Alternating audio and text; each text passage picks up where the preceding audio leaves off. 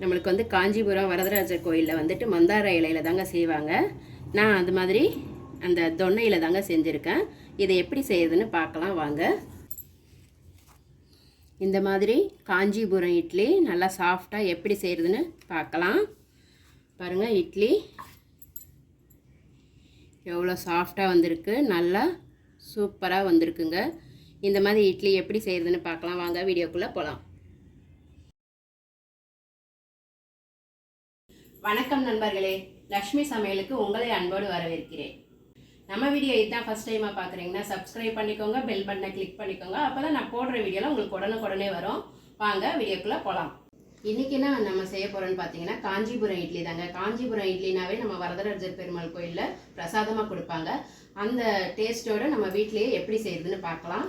நம்மளுக்கு வந்து பார்த்தீங்கன்னா காஞ்சிபுரத்தில் வந்து மந்தார இலையில் தான் செய்வாங்க. நான் அதுக்கு பதிலாக வந்து இந்த மாதிரி மந்தார இலையில் செஞ்ச தொன்னை தாங்க எடுத்திருக்கேன். இதை வந்துட்டு நம்ம வந்து இந்த சுற்றி இருக்குது இல்லைங்களா, அதை கட் பண்ணிவிட்டு நம்ம இட்லி தட்டிலேயே வச்சு வேக வைக்க போகிறோங்க. வாங்க அது எப்படி செய்கிறதுன்னு பார்க்கலாம். இந்த வீடியோவை கடைசி வரைக்கும் ஸ்லிப் பண்ணாமல் பாருங்கள். அப்போ தான் நான் உங்களுக்கு என்னென்ன மெஷர்மெண்ட் போட்டிருக்கேன், அளவுகள்லாம் கரெக்டாக இருக்கும். அது எப்படின்றத நீங்கள் வீடியோ கடைசி வரைக்கும் பார்த்து தெரிஞ்சுக்கோங்க. நான் வந்து இன்றைக்கி வந்து காஞ்சிபுரம் இட்லி தாங்க செய்ய போகிறேன். அதுக்கு வந்துட்டு நான் இட்லி அரிசி ஒரு ஆளாக்கு எடுத்திருக்கேன், பச்சை அரிசி ஒரு ஆளாக்கு. இது ரெண்டையும் சேர்த்து நம்ம இப்போ ஊற வச்சுடுவோம். நம்ம அரிசி எதில் எடுத்துக்கிட்டோமோ அதே ஆளாக்கில் ஒரு ஆளாக்கு உளுத்தம் பருப்பு போட்டுக்கிறேன், 3/4 ஸ்பூன் வெந்தயம் போட்டுக்கிறேன். இப்போ இதையும் நம்ம தண்ணியில் ஊற்றிக்கலாம். இப்போ இதை ரெண்டையுமே நம்ம தண்ணி ஊற்றி ஊற வச்சுக்கலாங்க.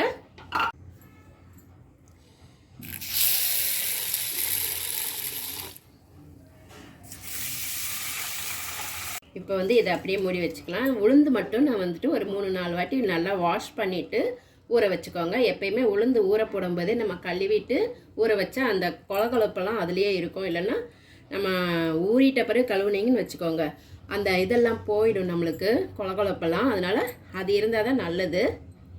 இதை நான் இப்போ வாஷ் பண்ணிவிட்டு எடுத்துன்னு வந்து மூடி வச்சுக்கலாங்க. இப்போ வந்து இது ரெண்டுமே நம்மளுக்கு வந்து ஒரு 6 மணி நேரம் நம்மளுக்கு நல்லா ஊறணும். ஊறிட்ட பிறகு பார்க்கலாம். உளுந்து பார்த்திங்கன்னா பாருங்கள், நல்லா ஊறியிருக்கு. இது வந்து 6 மணி நேரம் நல்லா ஊறியிருக்கு. இப்போ வந்து இதை நம்ம மிக்ஸி ஜாரில் போட்டுக்கலாம். நான் வந்து இன்றைக்கி மிக்ஸி ஜாரில் தாங்க அரைச்சிக்க போகிறேன். கிரைண்டரில் அரைக்கிறதா இருந்தாலும் அரைக்கலாம். நம்ம வந்து கம்மியாக இருக்கிறதால நான் மிக்ஸி ஜார்லேயே போட்டுக்கிறேன். வந்து இதை நம்ம கொஞ்சம் கொஞ்சமாக தண்ணி ஊற்றி அரைச்சிக்கலாங்க. பாருங்கள், நம்மளுக்கு இந்த அளவுக்கு நல்லா நம்ம இட்லிக்கெல்லாம் நைஸாக அரைச்ச மாதிரி அரைச்சாச்சு. இதை ஒரு பாத்திரத்தில் மாற்றிக்கலாம்.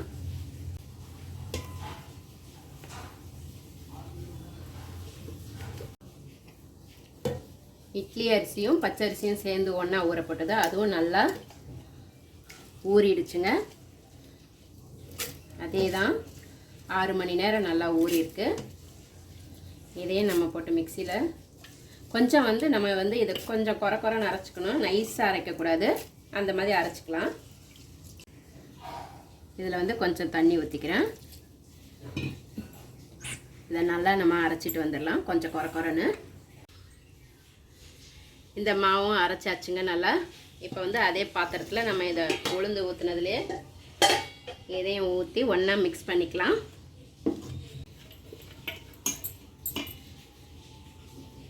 இதில் உப்பு போட்டு பிசைஞ்சிக்கலாங்க. இப்போ வந்து இதுக்கு தேவையான அளவு கல் உப்பு போட்டு இதை நல்லா கலந்து வச்சுக்கலாங்க.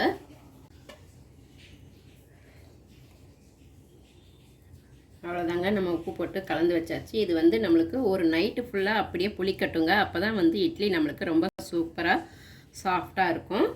இதை அப்படியே மூடி போட்டு மூடி வச்சிடலாம்.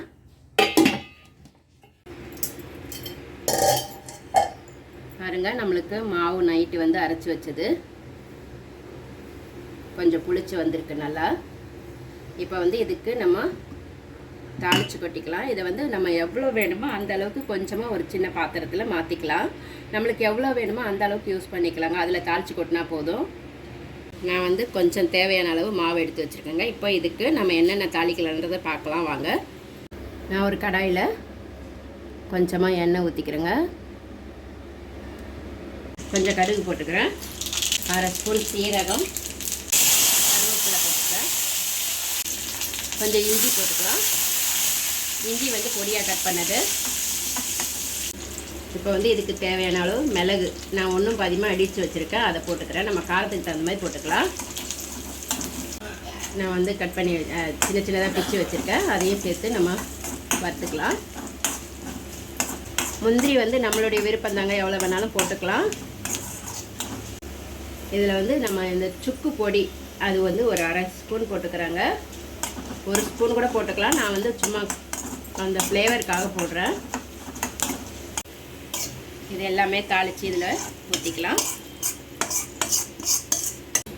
இதை நல்லா கலந்து விட்டுட்டு நம்ம இட்லி பாத்திரத்தில் ஊற்றிக்கலாங்க.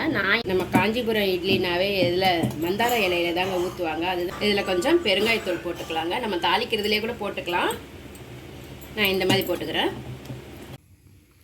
நான் வந்து காஞ்சிபுரம் இட்லி வைக்கிறதுக்காக நான் வந்து இந்த மாதிரி தொன்னை தாங்க எடுத்திருக்கேன்.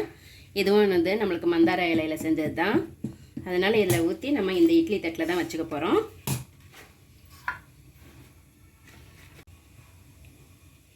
நம்ம ஒரு கரண்டி ஊற்றிக்கலாம், ஏன்னா வந்துட்டு நம்மளுக்கு அது இட்லி வந்து பொங்கி வரும்.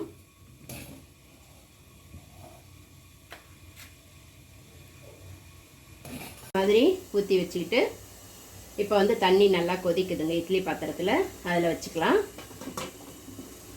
இது வந்து நம்மளுக்கு ஒரு 20 நிமிஷம் வேக விடலாங்க. 20 நிமிஷம் ஆயிடுச்சுங்க. பாருங்கள், நம்மளுக்கு காஞ்சிபுரம் இட்லி ரெடி ஆயிடுச்சு. இது பாருங்கள் நல்லா வெந்து வந்திருக்கு. உங்களுக்கு சந்தேகமாக இருந்ததுன்னா நீங்கள் வந்து கத்தியோ இல்லைன்னா இந்த மாதிரி ஸ்டிக்கோ வச்சு குத்தி பார்த்தீங்கன்னா உங்களுக்கு இட்லி ஒட்டாமல் வரும். அப்போ நம்மளுக்கு வெந்துருச்சுன்னு அர்த்தம். ஸ்டவ் ஆஃப் பண்ணிவிட்டு இது கொஞ்சம் சூடு ஆறுனதும் வெளியே எடுத்துக்கலாம். பாருங்கள் எவ்வளோ நல்லா வந்திருக்கு. இப்போ இந்த மாதிரி இதை வெளியே எடுத்துக்கலாம்.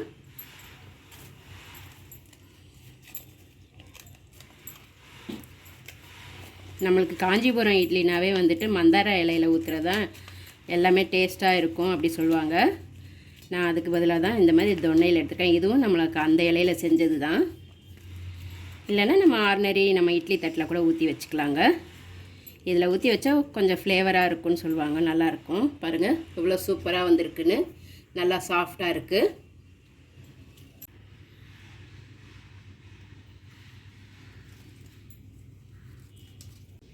அவ்வளோதாங்க, நம்மளுக்கு காஞ்சிபுரம் இட்லி ரெடி ஆயிடுச்சுங்க. சூப்பராக சாஃப்டாக வந்திருக்கு.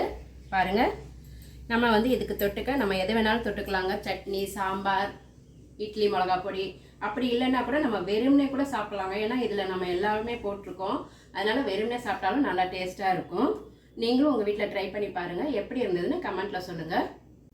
நம்மளுக்கு காஞ்சிபுரம் இட்லி வந்து சாஃப்டாக கிடைக்கிறதுக்கு அந்த அளவுகள் கரெக்டாக இருக்கணுங்க.